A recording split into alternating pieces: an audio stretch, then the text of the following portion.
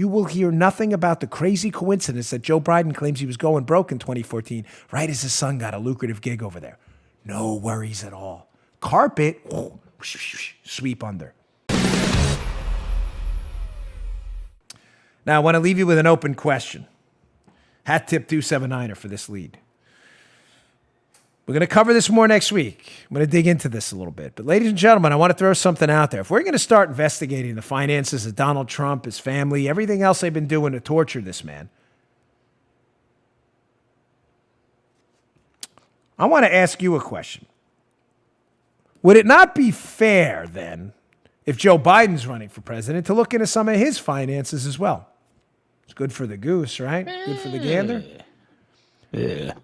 I want you to check out this Forbes piece. This is interesting. It's about Joe Biden's financial situation. It's an older piece. Forbes staff, this one is from 2019. Here's how much 2020 presidential candidate Joe Biden is worth. I don't really care how much he's worth. That's not the interesting portion of it. The interesting portion comes down a little further in the piece. Listen to this. Again, pay special attention to the dates. In 2014, let me say that again. In 2014, Joe Biden spoke at a White House event that centered on problems working families face.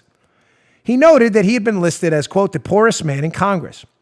Wearing what he referred to as a mildly expensive suit, he stated plainly, quote, don't hold it against me that I don't own a single stock or bond. I have no savings account, but I got a great pension and I got a good salary. So in 2014, Joe Biden's complaining about being broke, and his records show he wasn't broke, but he wasn't really doing that well either. Apparently, he complained to Barack Obama he may have had to sell his house because of his son Beau's tragic death. But Joe Biden was having significant financial problems in 2014, even as the vice president. Joe, I'm just going to throw something out there. Mm-hmm. What year do you think his son, Hunter, was hired by Burisma on this $80,000+ a month contract to work at Burisma in Ukraine while Joe Biden, the VP, was working in Ukraine as a point man on natural gas issues? I'm just going to throw it. I'll ask you the question. Do you think it could have been 2014? Just render a guess. Yeah, I do. I think it could have been, yes. You would be absolutely correct. Again, folks. Strange. Always. It's like that show on Netflix, Stranger Things. Insane how that happens. 2014, Joe Biden's having financial problems. Hunter comes to the rescue with this lucrative position in Ukraine while Joe Biden's the point man in Ukraine.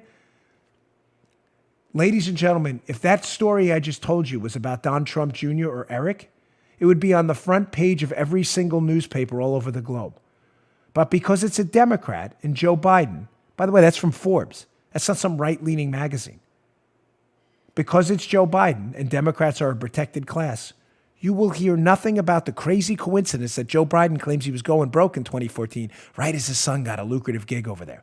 No worries at all. Carpet, sweep under. You just heard The Dan Bongino Show. You can also get Dan's podcasts on iTunes or SoundCloud. And follow Dan on Twitter 24/7 @DBongino.